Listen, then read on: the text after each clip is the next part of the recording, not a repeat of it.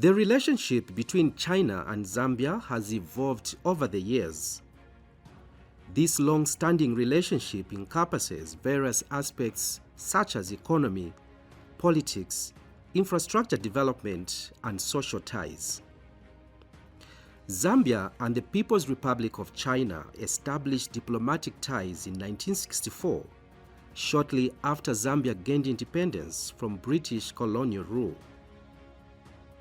The Chinese government has played a crucial role in Zambia's attainment of comprehensive debt treatment with its official creditors under the G20 Common Framework on the 22nd of June 2023.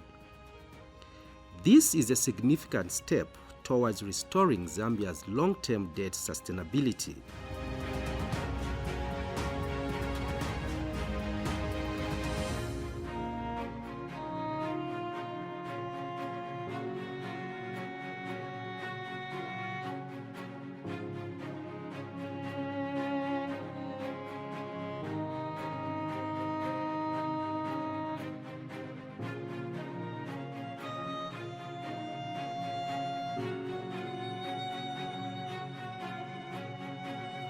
President Hakainde Hichilema undertook a landmark 6-day official visit to China at the invitation of Chinese President Xi Jinping. President Hichilema, who was accompanied by First Lady Mutinta Hichilema, arrived in China on the 10th of September 2023. Armed with a well-defined purpose for the visit, President Hichilema got down to work holding engagements in 4 Chinese provinces, namely Guangdong, Jiangxi, Fuzhou, and Beijing.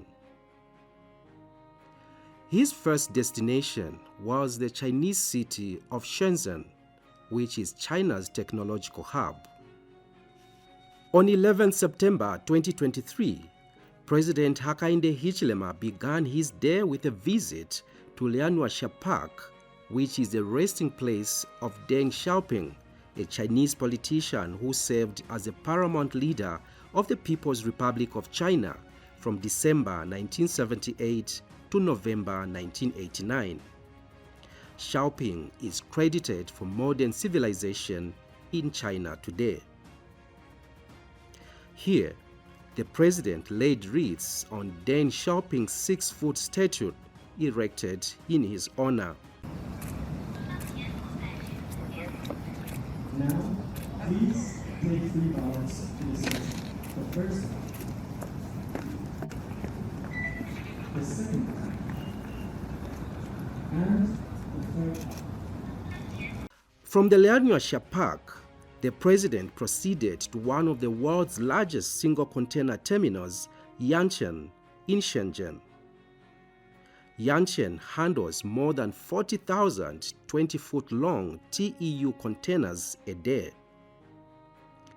Explaining to President Hakainde Hichilema, the officials at the port revealed that in September last year, the container throughput exceeded 1.46 million TEUs, breaking the global monthly record for a single terminal run by one port operator. So why we are saying that is because even though you see we have so many berths here, however there is no any physical barrier among all the berths.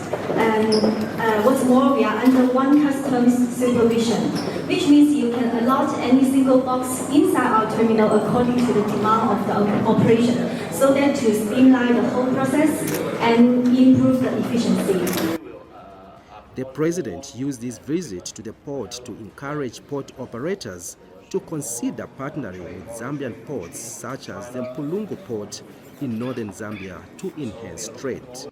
The president later visited another world's renowned electric car manufacturer, Build Your Dream BYD, which has a workforce of 700,000 employees and an additional 90,000 specialized engineers who are tasked with the responsibility of creating a new invention on a daily basis.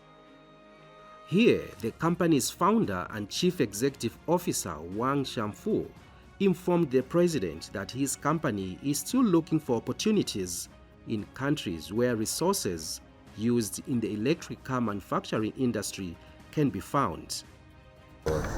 Big challenges in the country. I'm talking of fossil fuels. So we can do the switch. We are able to cut one of our heavy costs in the economy at the moment. Together with technological changes. That's important for economies. Human labor, employment, at the same time technology.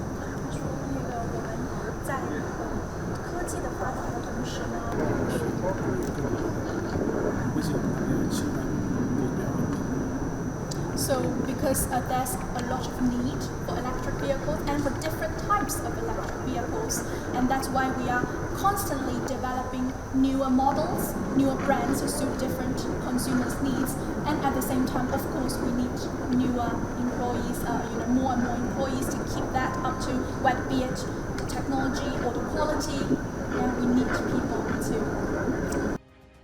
President Hichilema said electric motor vehicles play a crucial role in addressing environmental, economic, and societal challenges associated with traditional gasoline and diesel vehicles. This is really a wonderful technology-based business. It's very clear that they've made dramatic advancements in the EV sector, which is, climate change, if you like, appropriate. And I think this is the future of transport industry, both at personal level as well as at heavy duty, including trains. So this is tremendous. This is dramatic. I think the world is going this direction, and we would like to work with businesses like this as a country because we have the raw materials that are required: copper, cobalt, nickel, manganese, lithium, group metals, and basically with their technology here, our resource envelope, the capital put together, I think we can have a win-win situation for example, to make the batteries, electric motors in Zambia. Market is all over the world, including here. I think this is really what enthuses somebody like ourselves, I and my team. This is great work. We work to collaborate to see how we can work to find common interests with this business. Thank you. It was a busy day for the president as he also undertook a tour of Huawei Technologies at the company's headquarters in Shenzhen.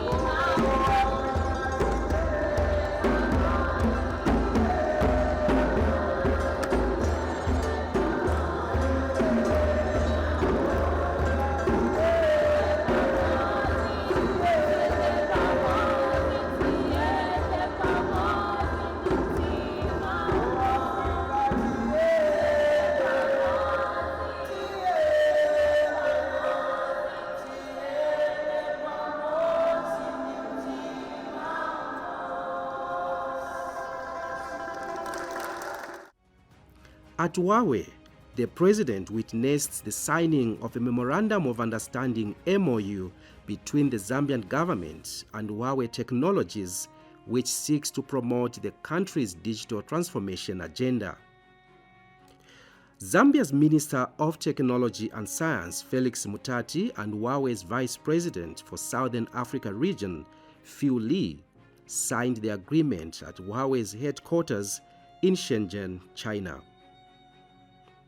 The signed MOU is aimed at realizing a digitalized future for Zambia by improving information communication technology ICT infrastructure, promoting the adoption of renewable energy, supporting innovation, and expanding access to reliable and affordable digital services across the country. There's a lot we can do. I know we have done quite a bit together. But there's a lot more that we can do together. And I want to thank Huawei for the work that they've been doing in Zambia, for the years that they've been in Zambia, but also to congratulate Huawei for using Zambia as a base for servicing 4 or so countries. This is what we would like Zambia to be a hub to service Zambia's needs, to service the needs of countries around Zambia because of our excellent position, geo-position that we occupy. And indeed, it means that we're not servicing just the Zambian population, but the population around us, Commerce, Africa. So we want to encourage Huawei to continue looking at Zambia as a regional hub and to build on the things that you have already started doing in Zambia. And as we were walking out of that table, I was whispering to my colleagues in cabinet that we are doing things, but we're not doing enough. We can do more, faster, because the needs are tremendous in Zambia. But the solutions are here. Some of the solutions are here. All we need to do is to combine the two together. The needs on one side, the solutions on the other. Huawei is fully committed to contributing more to Zambia's industry digitalization and ICT infrastructure development, especially in the rural areas. In this regard, alongside the Ministry of Technology and Science of Zambia, we will support the promotion of the rural connectivity. Hundreds of villages across Zambia is expected to benefit from it. Huawei Technologies is keen in supplementing the plans of the Zambian government to ensure that we work towards achieving digital transformation, innovation, and technology. Mr. President, I would like to make mention that Huawei Technologies Zambia has a flagship program for training ICT youth. To quote your words, the youth are the leaders of tomorrow. In this flagship program, it is a program that is open to all youth. It does not discriminate against color, gender, or creed.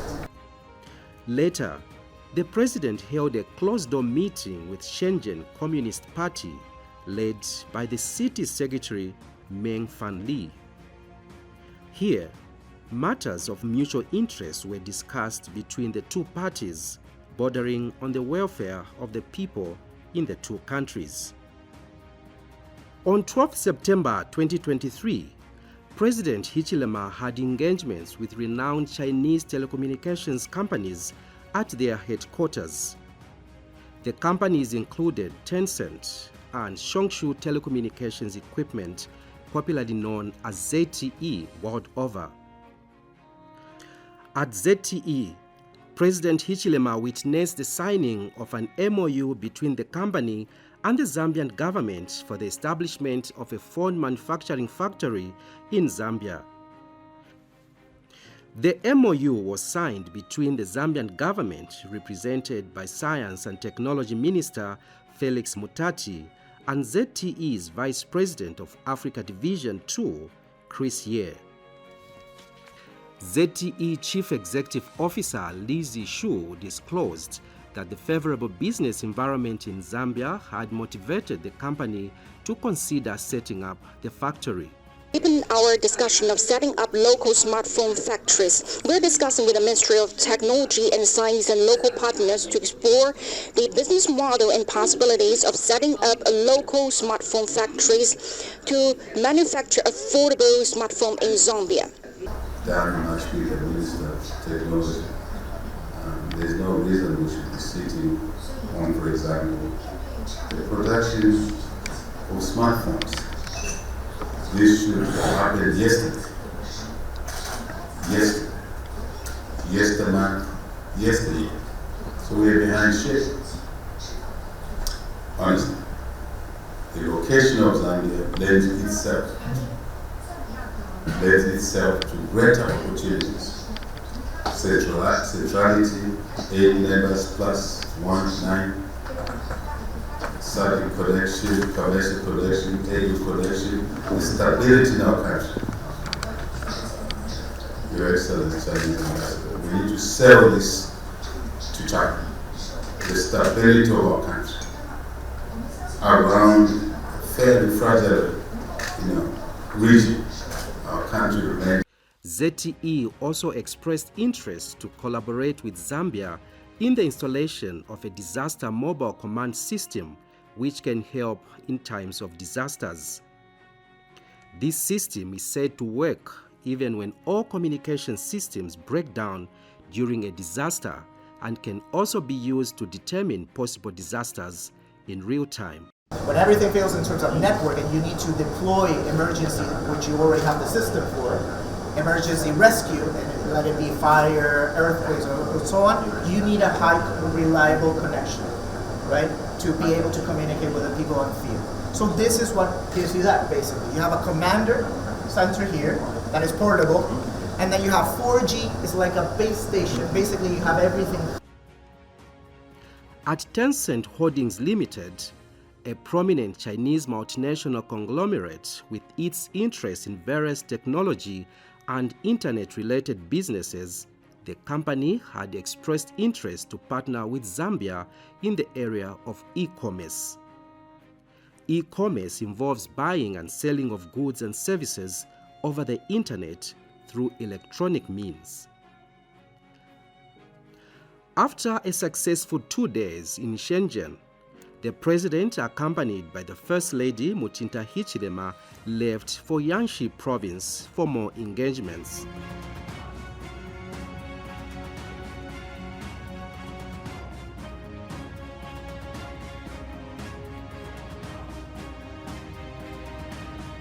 From Jiangxi province, the president visited Fujian district in Fuzhou province. In Fujian, the president visited Shashi village located along the Baima River, which has seen a remarkable transformation from a neglected village to a well-developed and shining example of rural transformation. We organized the preparation of the report on poverty alleviation, development and moderate prosperity in rural Ningde. In the report, it is said that in Ningde there were 12.6 thousand boat dwellers that need to be moved ashore, and they cannot do it single-handedly with their own efforts. So since then, the relocation of the boat dwellers was listed as a key project for the public benefit. The provincial government has earmarked 6 million yuan as a special fund to help the boat dwellers to move ashore. Xiaxi village, located in the capital city of Fujian province, underwent a remarkable transformation during the tenure of Chinese President Xi Jinping, who served as a province governor from 1999 to 2002. Here, the people who were called the boat people or fish people wandered on the sea as they had no houses. President Xi Jinping, then Fujian governor, made 2 inspection visits to Xiaxi in 1999 and 2000 and instructed that the government should help the villagers relocate on the land and enable them to lead prosperous lives. Today, a once-upon-a-time impoverished village has been transformed into a modern dwelling, with villagers' income sources having expanded to sectors such as aquaculture, ocean fishing, trade services, and building. This transformation agenda has been documented through graphs showing how the development process has been since 1999 to date. President Hichilema is also an ardent user of graphs to illustrate the different processes of development, which is also used by other global leaders. President Hichilema expressed profound inspiration and commitment to implementing similar initiatives in Zambia. All our citizens, all of them, are equal.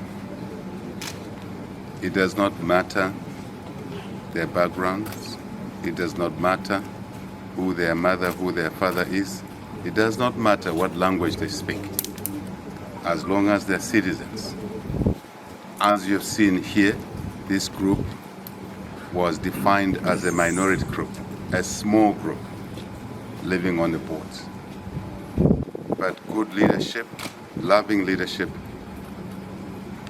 understood the importance of uplifting these people to a better life. That's lesson number one. Lesson number two, that we can do anything we want, anything we believe in, but we have to work for it. We have to work hard. But it's all anchored on love for the people, loving for all our people, as President Xi Jinping did very early on in his leadership when he was in charge of this area and then in charge of this Fujian province. And now he's president of the whole of China. Charity begins at home. He started doing things in different places, including here. And then most of us in the world now, we say, oh, President Xi Jinping, big president of China, the second largest economy. We don't understand why he's president, where he's coming from, his interests in the people, his love for the people. This is it. That's why back home, from different places, thousands of kilometers different, we also have a vision for our people, all of the people of Zambia. And that's why when we took office, we took a decision, dramatic decision, to take money away from the center in Lusaka and take it to local areas. There are areas like this.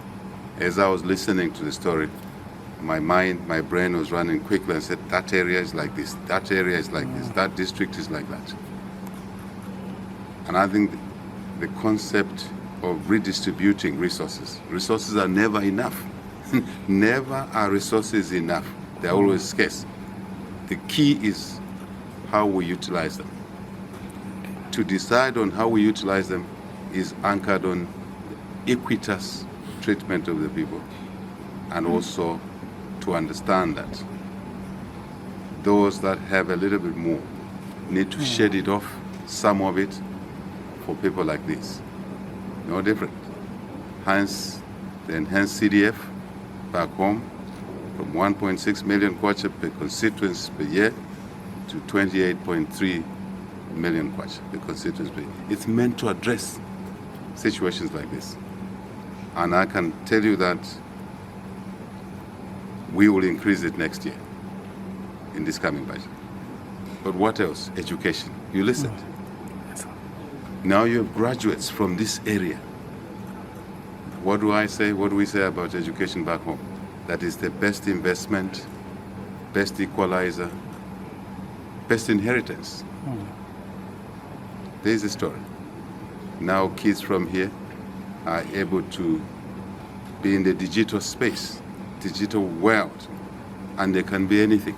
It is gratifying to see that individuals in their collective capacities can get together and transform a whole society. This region, as you have heard, it has been known to be the poorest and also the marginal province where people were backward.